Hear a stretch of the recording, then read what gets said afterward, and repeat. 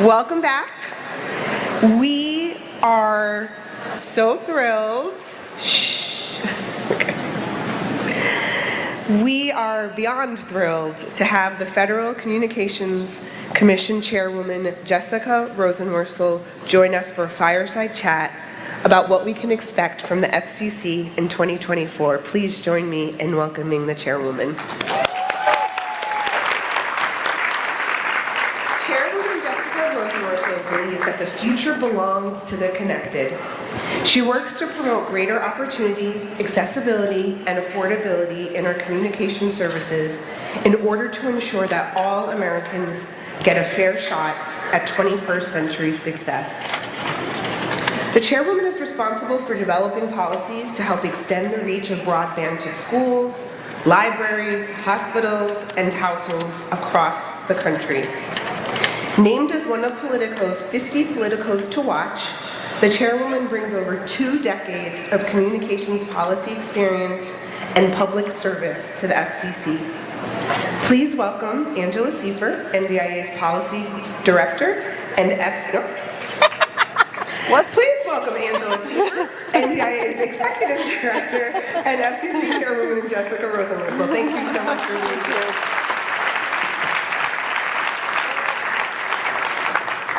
Big thanks to Elizabeth for continuing to MC this again and again for us, so appreciative.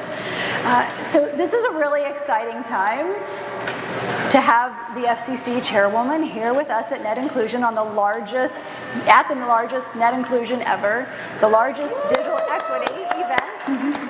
I kind of suspect it might be the largest digital equity event in the world, even. Like, somebody should ask Tomas, the AI guy, that question. But when we first started NDIA about 9 years ago, we did so because the FCC was about to modernize Lifeline. And Lifeline at the time was the phone subsidy, and the FCC was discussing they were going to add broadband to it. And there were those of us who'd been in this field. We didn't call it what we call it now. We didn't call it digital equity or digital inclusion. It was more in the realm of, we called it community technology. And we were discussing how, like, the folks at the FCC probably don't even know we exist, right? That we understand the necessity of broadband for low-income households. Maybe we should tell them. And so that's led us down this path of what we all do today. So it was really meaningful to have Chairwoman Rosenworcel here with us to talk about what the FCC is doing today and, you know, what's happening. So thank you so much for being with us.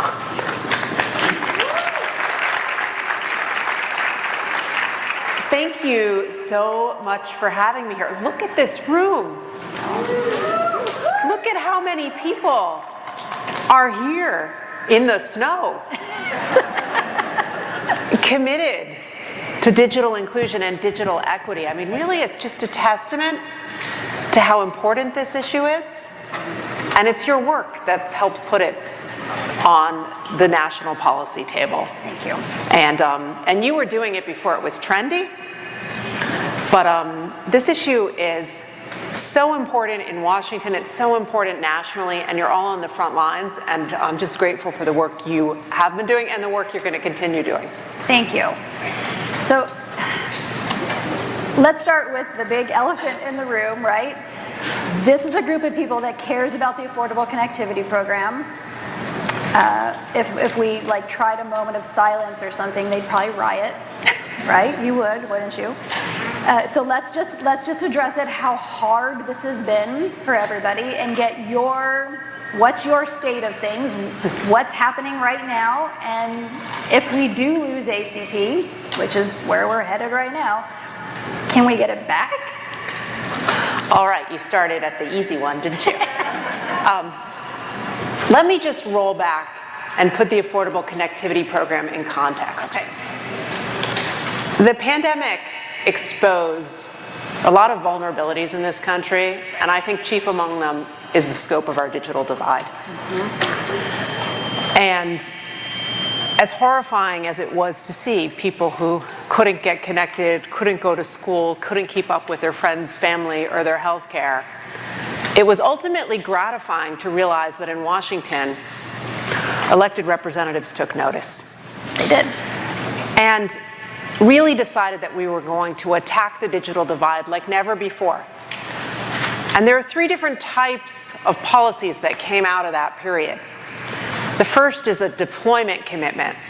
And you see that in programs at the Department of Commerce and elsewhere to help make sure we have infrastructure, often in rural areas where we no longer really have the infrastructure to support broadband, and we got to do something about it. That includes urban areas too, though. And then in addition, we've had an effort to say we got to make sure the carriers don't discriminate when they deploy broadband, and that's a big policy we run at the FCC. But the other big policy is the Affordable Connectivity Program. It's the largest broadband affordability program in our nation's history, so it's a big deal. And we've got 23 million households that rely on it to get online and stay online, and everyone here knows it's not a luxury. You need it for work, you need it for healthcare, you need it for education. You really need it to participate in modern life. That's why you all do what you do. Now, Congress gave us a lot of money for this program, but it wasn't an infinite amount of funding. And by our calculus, funds for the Affordable Connectivity Program will run out in April. So we have asked Congress for more. The White House has put it in the budget. We have come too far. We've got 23 million households that rely on this. We don't want to go back. We can't afford to. Really. So what we are doing right now is twofold. We kind of have to contain these multitudes, right? We have to simultaneously organize to make sure that this program continues and gets funded. This is the organizing right here. And we also have to plan in an orderly way to manage it if it ceases to be. Right. And to that end, last week we stopped accepting new enrollees because we really want to make sure that we can take care of those who've committed to this program, understand who's dependent on it, and do a good job of managing them if these are end days. But look, I'm an optimist, and the size of this room and the commitment you've made, I just think we're going to be relentless and keep this going. And I'm not stopping, and I don't want you to either. And we're not stopping either, yeah? There you go. Thank you. If we do need, if it does stop, and maybe we end up getting it back again later, but if that happens, there is Lifeline. So some of the folks in this room are really familiar with Lifeline and some are not. So Chairwoman, can you do just a this is what Lifeline is kind of thing real quick, just to make sure we're all on the same page? Okay. So before I asked you to roll back to before the pandemic, now we're going to roll back to 1984. Like when most, if you wanted a phone, there was a cord you put in the wall. I mean, I have to explain to the young people in my office how to uncurl that cord, right? Hold it upside down. There you go. 1984, President Reagan was in office, and the FCC created Lifeline, which was the first program to say that if you want to function in the modern world, you're going to have phone service. Right. And that program still exists today. It has been a powerful tool for helping low-income households get basic phone service for a long time. Now it's evolved so that it can also help support some broadband service, but it's far more limited than the Affordable Connectivity Program. And because it was first designed in 1984, it wasn't really built for the moment we're in. If you think about it, back then, the phone was the most necessary thing. Today, probably broadband is the most necessary thing. Now, the challenge we face is that these programs don't slide from one to the other all that simply. The law that created Lifeline is more narrow than the law that created ACP. And so if we find ourselves in April without additional funding for ACP, it's not an easy thing to slide the community that relies on ACP over to Lifeline. One of the realities we face is that more than 60% of the households that rely on ACP today get it from a carrier that is not eligible to provide Lifeline. So it's not the same carriers that are participating in both programs. Yeah, so that is a really significant challenge. Another challenge is the funding system for it is different. ACP relies on appropriations. Lifeline relies on the Universal Service Fund. Right. And to take ACP, which has been so successful with its 23 million households, and move it into the Universal Service Fund would lead to a really substantial increase on everyone's bills in this country for at least phone service, possibly broadband, and that's not sustainable either. Right. So what we need, two things. A short-term movement to make sure ACP gets funded, we continue, and a long-term effort to talk about the sustainability of these programs because digital equity depends on it. Which we have a session on here at Net Inclusion to talk about that long-term I solution. swear you didn't tell me that. But all in. I don't think I did. Apologies for All that. in. Oh, we're switching up mics. We're going to switch up mics. Alrighty. Here you go. Thank you so much. Okay, is that much better? Do we have to repeat everything we already said? So here's an idea. If you're in the back, move to these empty seats in the front. If you have an empty seat up front, raise your hand if there's a seat near you. Look at that, all those empty seats. Okay, friends, if you're standing in the back, come sit down. Okay, so this community has been working on ACP, digital discrimination, all of those things. What are the best ways for them to partner with the commission on all the issues that they care about? Well, let me tell you a little bit what we've learned about when we've set up the Affordable Connectivity Program. I mean, I run an agency in Washington that oversees communications. Most of our days are spent trying to figure out, will there be interference between two different spectrum bands? Right. How do I make sure your garage door doesn't get in the way of your microwave? I know you're laughing, it's true. You can thank us later.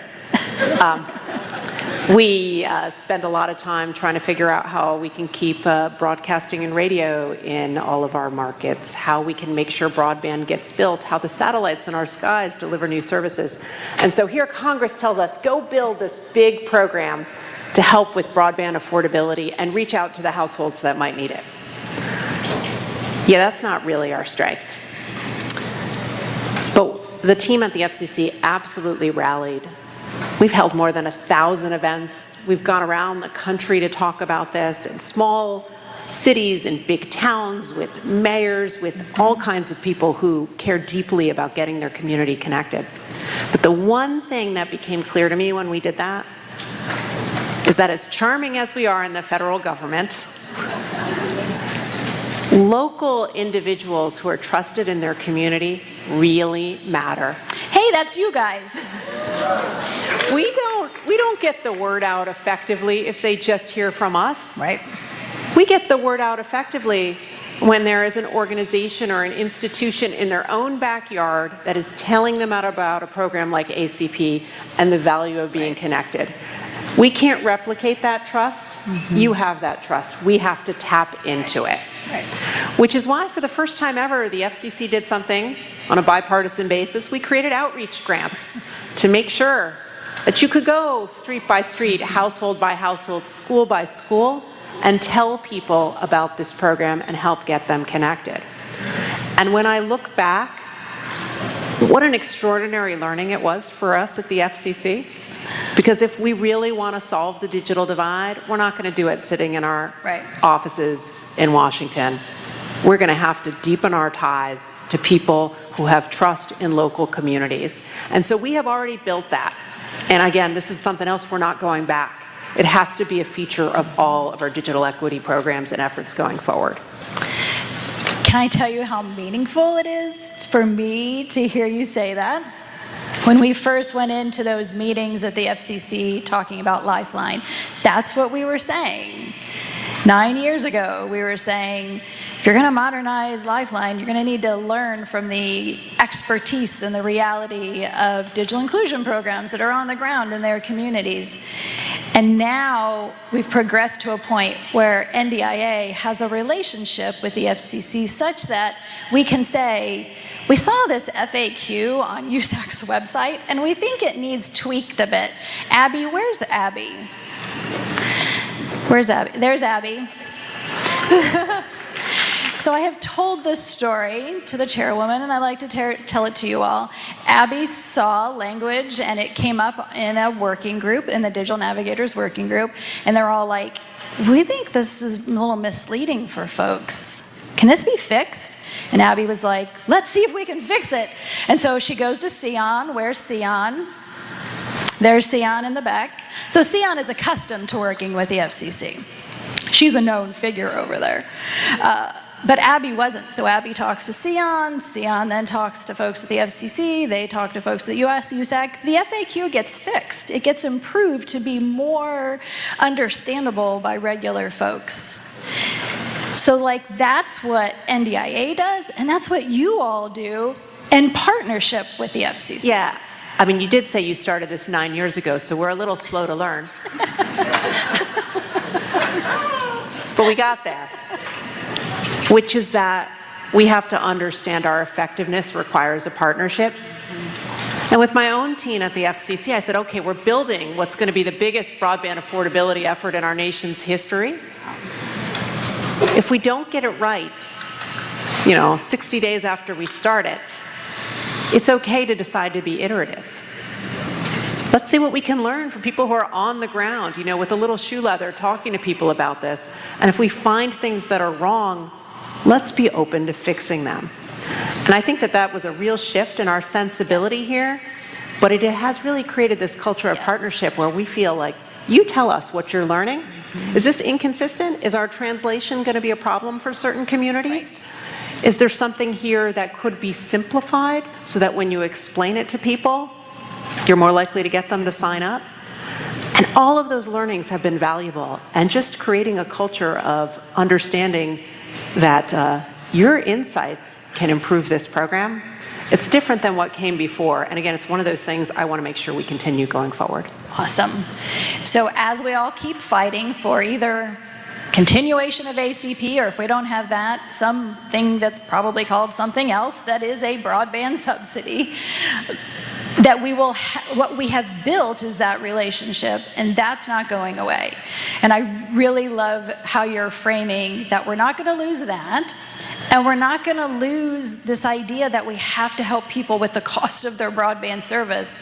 That has become so crystal clear, and the movement to save it is so strong that we're not going to stop if we lose ACP. We're going to keep fighting to have a broadband subsidy.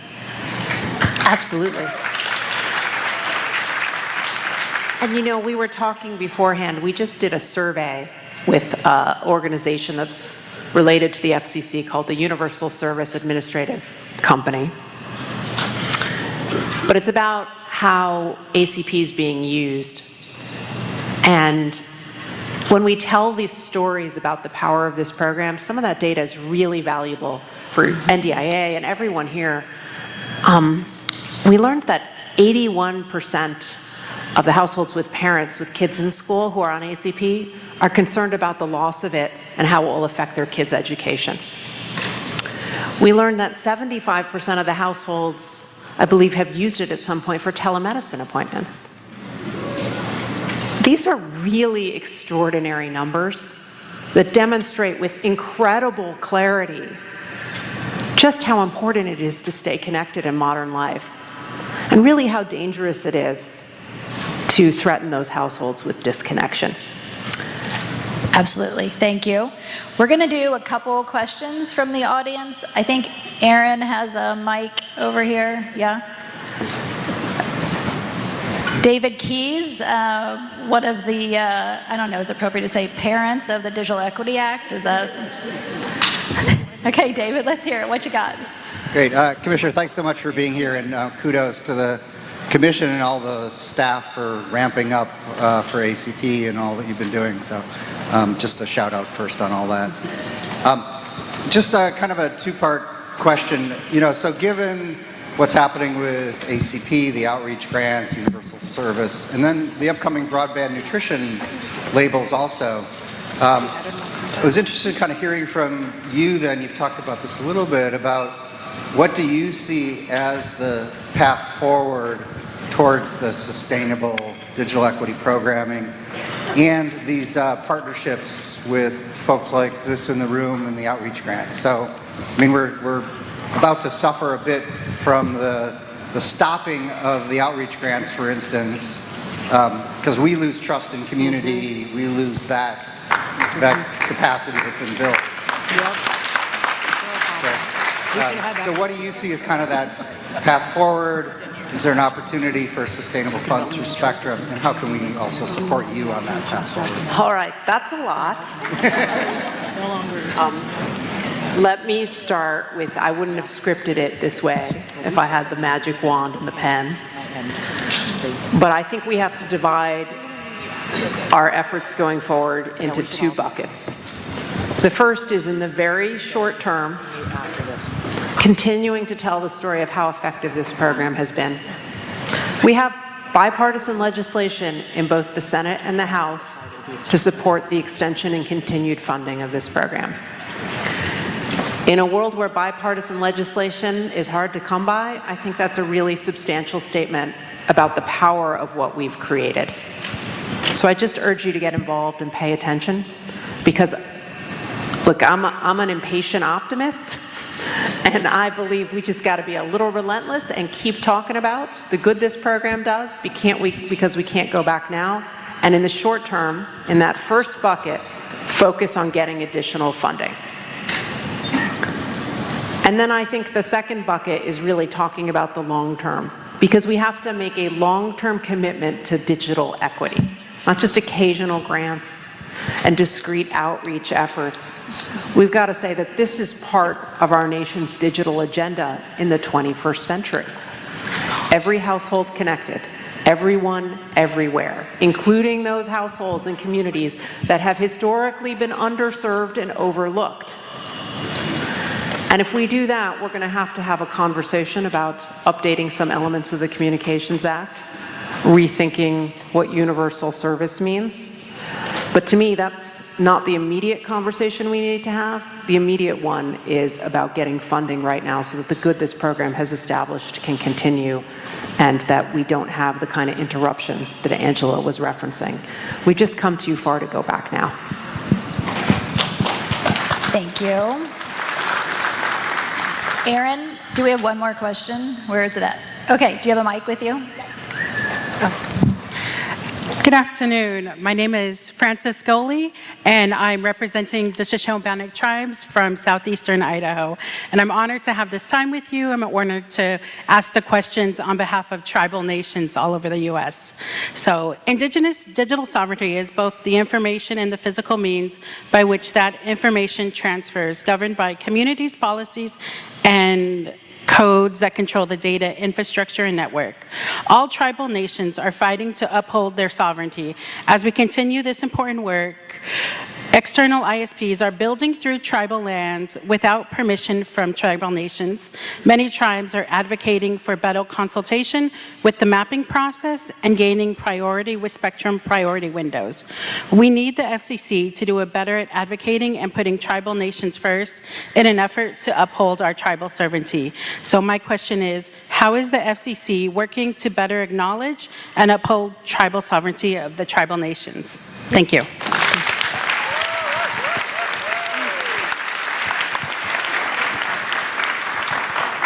Well, let's start from this proposition. I want to thank you for your question. And I firmly believe that the first people on this land can't be the last people to get connected. And yet, if you look around the country in a lot of tribal communities, they lack the infrastructure that is necessary for success in the digital age. So at the FCC, I think we have to approach this as a matter of government-to-government relations to honor the federal trust relationship we have. We do that typically with our Native Nations Task Force, which is the vehicle for providing a lot of input about tribal policy to the agency. We also have an enrolled tribal member who runs our Office of Native Affairs and Policy. But getting down to some specifics. One thing we do with the Affordable Connectivity Program is we make sure that it is available at $75 on tribal lands. It's $30, as many of you might know, elsewhere. But we actually have a much more substantial subsidy for anyone who resides on tribal lands. With respect to spectrum, we've also started to do the kind of windows you just described, and in the 2.5 gigahertz band, we have now hundreds of tribes that have direct access to spectrum because we create a window for them to get access before we even hold an auction. And by the way, a lot of those tribes are doing really creative things with that spectrum. Some are teaming up with carriers, others are self-provisioning. Some of the most interesting work has been done by the Havasu tribe, which is really at the basin of, in Arizona in the Grand Canyon, and connecting schools and kids using those airwaves in a really creative way. So I hope the stories that get told about spectrum auctions and the windows and the opportunities we've created for tribes include the stories of what they've actually been doing with it, because it's really neat to see. And then finally, going forward, we are always willing to engage with any tribal nations on mapping issues. This is one of those things where Congress asked us to map where broadband is and is not all across the country. We took 200 different data sources to try to build a map of every single household in the United States. And we continue to go back to states, localities, and tribes and say, did we get it right? Did we get it right? Because the odds are you know what's going on in your own backyard better than we do.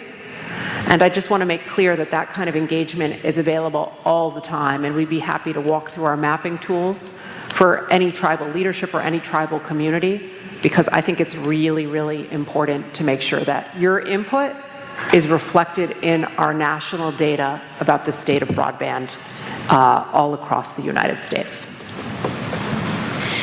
It's been amazing having you here with us. We're really thrilled.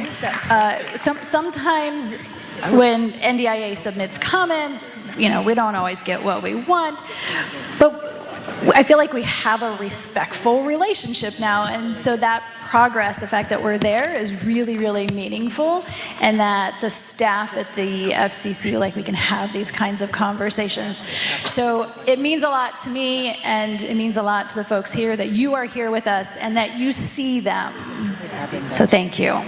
Thank you to everyone in this room for what you do. You have changed the fight to close the digital divide with the work you do every day. And I think what you said, Angela, is so important. We have to develop a permanent relationship. We're not going to do it in Washington by ourselves. And I know going forward, we're going to continue to fight for the Affordable Connectivity Program together, because I think we share a commitment to making sure it succeeds and that we connect everyone everywhere in this country. Thanks for joining us.